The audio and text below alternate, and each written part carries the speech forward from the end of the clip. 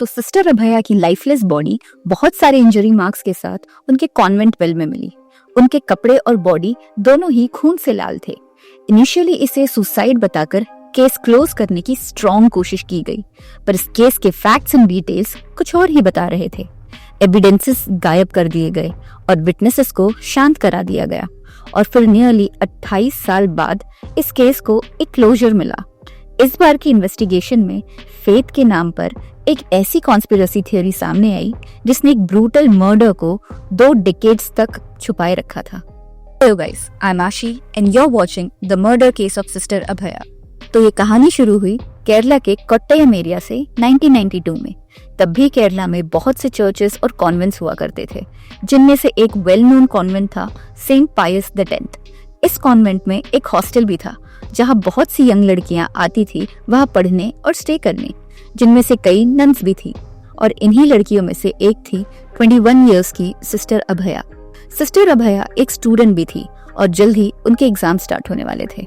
अब सिस्टर अभया ने सोचा कि अगर वो सुबह जल्दी उठ जाए तो उन्हें पढ़ने के लिए कुछ एक्स्ट्रा टाइम मिल जाएगा। ये सोचकर उन्होंने अपना अलार्म सेट किया और सो गई। दूसरे दिन 27 मार्च को सुबह 4 बजे उठकर वो पढ़ने बैठ गई एज शी प्लान्ड। पढ़ते पढ़ते उन्हें प्यास लगी, इसलिए वो किचन चली गई पानी पीने और कभी वापस नहीं आई।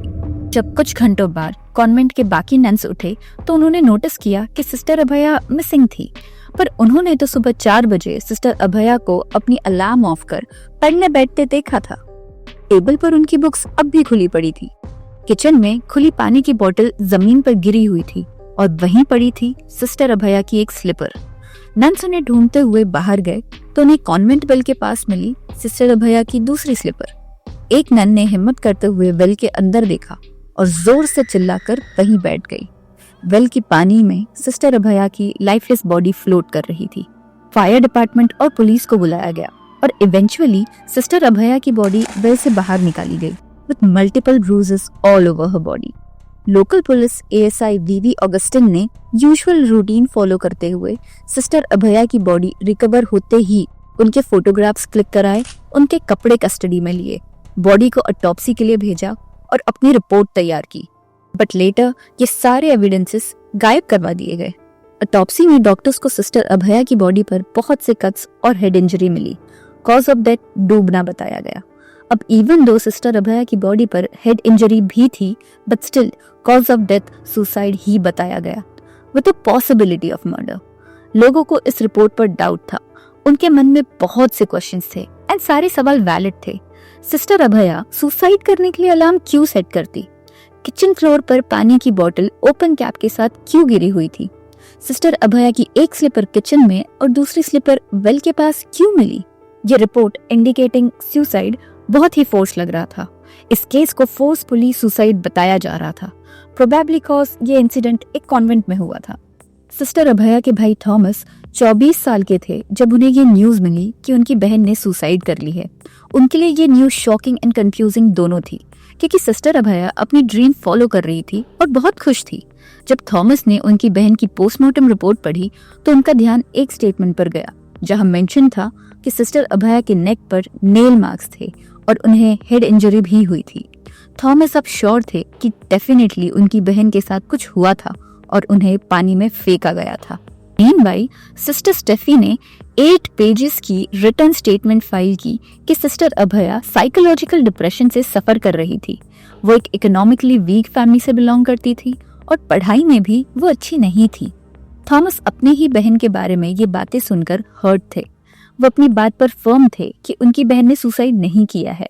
थॉमस और उनके डैड डेली ट्रैवल कर पुलिस स्टेशन जाते उन्हें केस रीओपन करने की रिक्वेस्ट करने, और अप्रैल 16 को ये केस लोकल पुलिस से लेकर क्राइम ब्रांच को दे दिया गया। कुछ मंथ्स इन्वेस्टिगेट करके क्राइम ब्रांच ने अपनी रिपोर्ट प्रेजेंट की कि सिस्टर अभया का केस इंडीड एक सुसाइड था।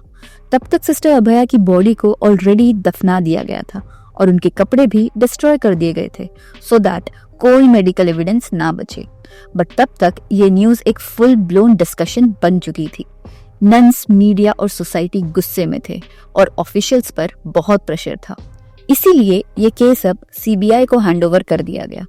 CBI सारे विटनेसेस को रिविजिट कर रही थी और सब कुछ स्मूथ चल रहा था, अनटिल 1994 में एक CBI officer Varghese P Thomas ने एक प्रेस कॉन्फ्रेंस अरेंज कर रिवील किया कि उन पर बहुत प्रेशर है इस केस को सुसाइड केस डिक्लेयर करने का, और इसीलिए वो अपनी जॉब छोड़ रहे हैं और अपनी रिटायरमेंट 9 साल जल्दी ले रहे हैं।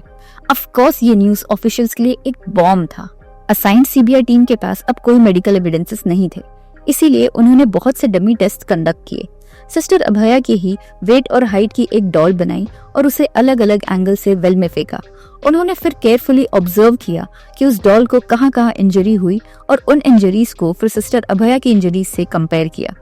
ऑल्दो इन टेस्ट के बाद भी सीबीआई के पास कोई क्लियर आंसर्स नहीं थे, और फिर 1996 में जब इन्वेस्टिगेशन स्टार्ट हुए ऑलरेडी 3 साल हो चुके थे, सीबीआई ने अपनी रिपोर्ट सबमिट की कि इस केस को as a murder case treat करना चाहिए, but we are still not sure कि ये मर्डर किसने किया। इस रिपोर्ट को रिजेक्ट कर इस केस को फिर से एक नई सीबीआई टीम असाइन की गई। 1999 में इस सीबीआई टीम ने भी अपनी रिपोर्ट सबमिट की, ये स्टेट करते हुए कि एक मर्डर केस है, on basis of medical reports जो इस बार 3 अलग डॉक्टर्स ने बॉडी को एग्जामिन करके बनाई थी।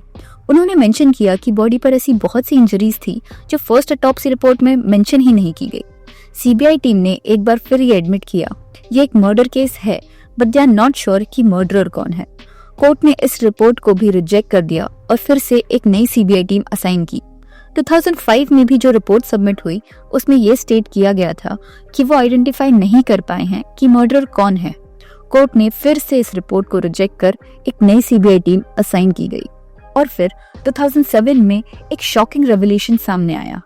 एक विटनेस सामने से चलकर अपनी टेस्टिमनी देने आया था, पर कौन था ये विटनेस और 15 साल से ये कहाँ था? तो शॉकिंगली ये विटनेस एक चोर था जिसका नाम अदाकार राजू था। राजू 1992 में छोटी मोटी चोरियां किया करता था और इसीलिए वो 27 मार्च की रात सेंट पायस कॉन्वेंट गया था। उसका प्लान था कि वो कॉन्वेंट की रूफ पर चढ़ेगा और वहां रखे कॉपर वायर्स चुरा कर उन्हें बेच देगा। बट उस रात कुछ स्ट्रेंज हुआ। उसने एक प्रीस्ट फादर थॉमस को रात के अंधेरे में गर्ल्स हॉस्टल में आते देखा, और फादर थॉमस के साथ फादर होसे और सिस्टर स्टेफी भी थी, विच वॉज अनयूजुअल क्योंकि इतनी रात को ये प्रीस्ट्स गर्ल्स हॉस्टल में क्या कर रहे थे। राजू ने नेक्स्ट डे जब सिस्टर अभया की न्यूज पढ़ी तो वो सरप्राइजिंगली पुलिस के पास गया और उसने अपना स्टेटमेंट दिया। बट गेस केरला पुलिस ने क्या किया? राजू को ही मर्डर चार्जेस में अरेस्ट कर लिया और उसे 58 डेज तक जेल में रखा। अब राजू के ही स्टेटमेंट के बेसिस पर सीबीआई टीम ने फादर थॉमस, फादर होसे और सिस्टर स्टेफी पर नार्को टेस्ट किए और उनके कन्फेशंस की 3 सीडीज बनाई। बट समहाउ उन सीडीज को भी टैम्पर कर दिया गया। कोर्ट ने फिर इन सीडीज को CDIT टीम को भेजा और वहां से पता चला कि फादर थॉमस की सीडी 30 से ज्यादा बार एडिट की गई थी, फादर होसे की सीडी 19 टाइम्स एडिट की गई और सिस्टर स्टेफी की सीडी 23 टाइम्स एडिट की गई थी।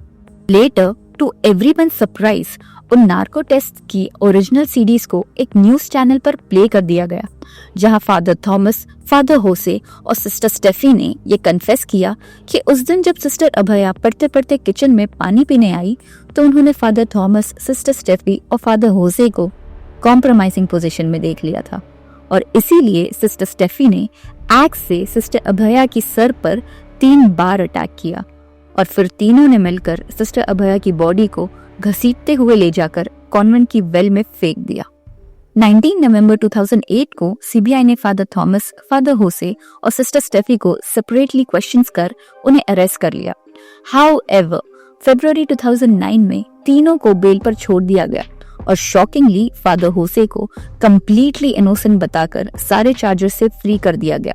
2009 से 2019 के बीच बहुत से कोर्ट हियरिंग्स हुए और 2020 में कोर्ट ने नार्को टेस्ट और राजू की टेस्टिमनी के बेसिस पर फादर थॉमस और सिस्टर स्टेफी को लाइफ इम्प्रिजनमेंट की सजा दी और दोनों को 5 लाख का फाइन भी भरना पड़ा।